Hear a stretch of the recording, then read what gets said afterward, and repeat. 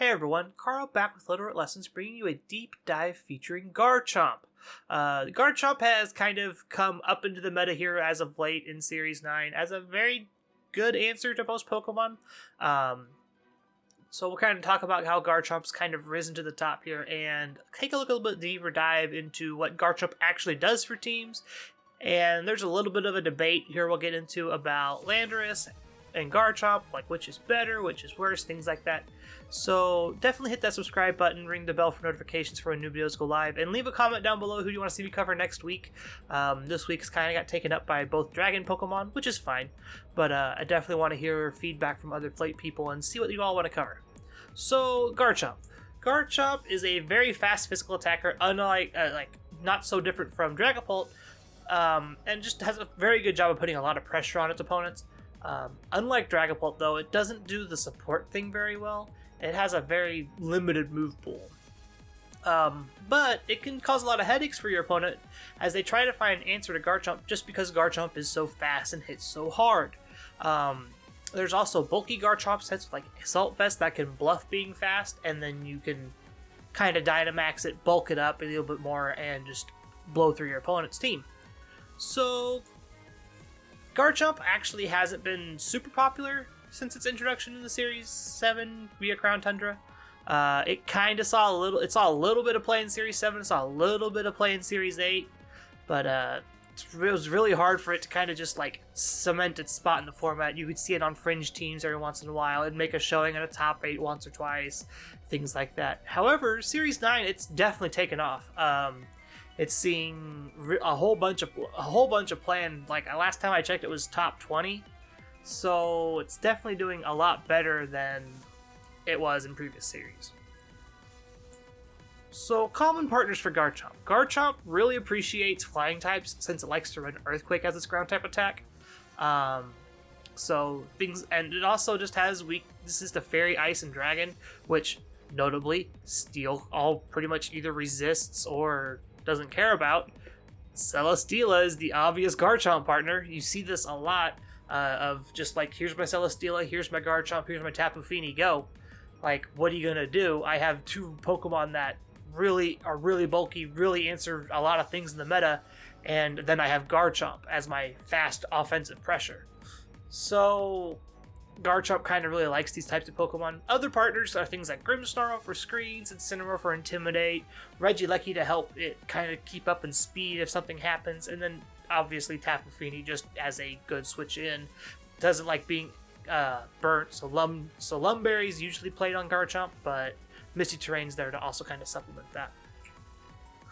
Speaking of Lumberry, looking at the metagame breakdown for Garchomp here, most Garchomp don't run a Dragon-type move, which is kind of weird. You'd think it's like, oh, Dragon-type Pokemon probably wants to run Dragon Stab.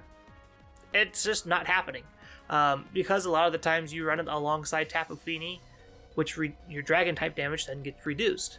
And Dragon-type Pokemon tend to not be popular in the format, like right now.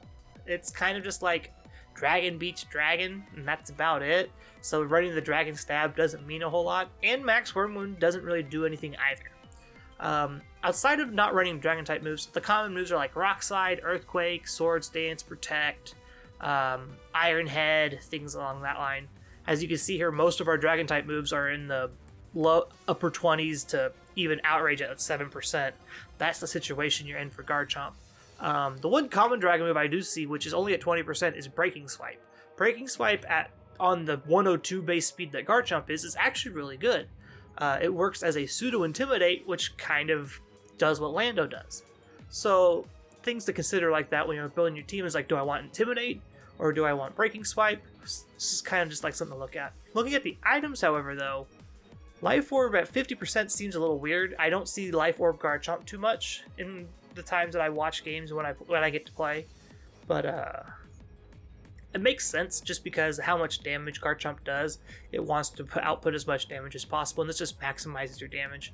Looking at the rest of these items, these are what I mostly see is like Lumberry, White Herb, Yachi Berry. These are the ones that are kind of just like these cute items that make sure Garchomp just doesn't get blown out of the water or just intimidated into the dirt.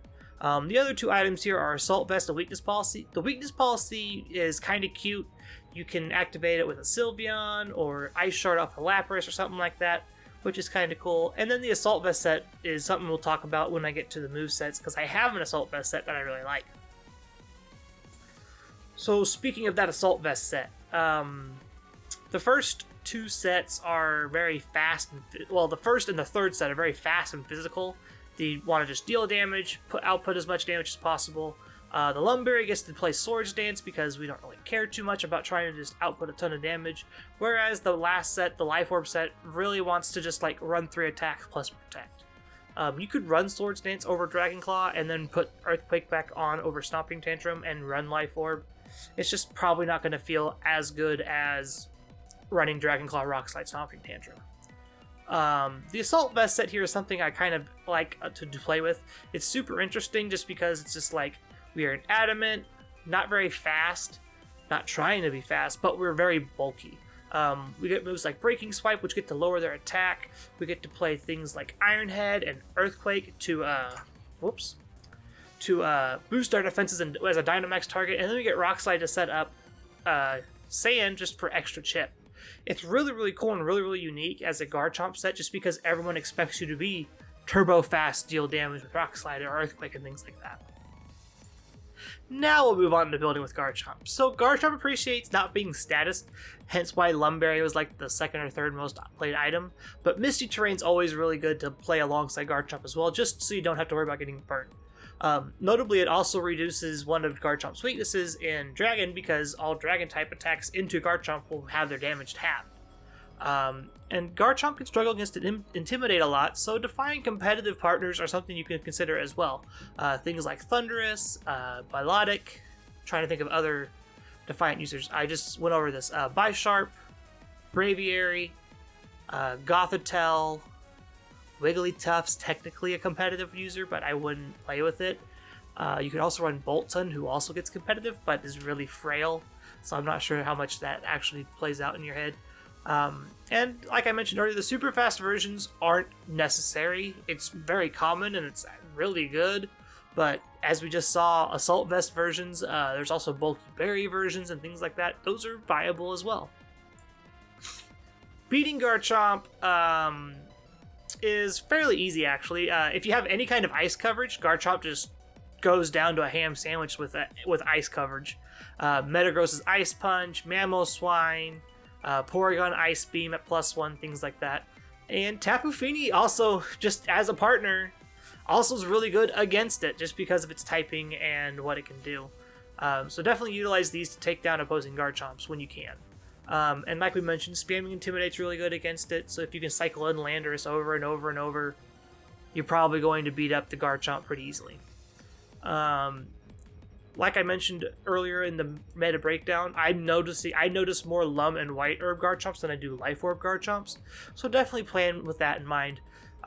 Lead your Intimidator if you think they're going to lead Garchomp, so you can get that White Herb out of the way, or try to Will-O-Wisp it early so you can get that Lum, or maybe get a lucky status later on.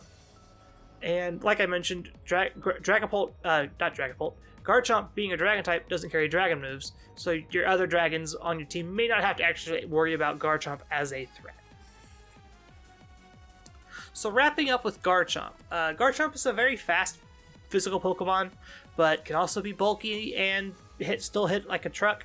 Tapu Fini is a very good partner, but also a very good answer.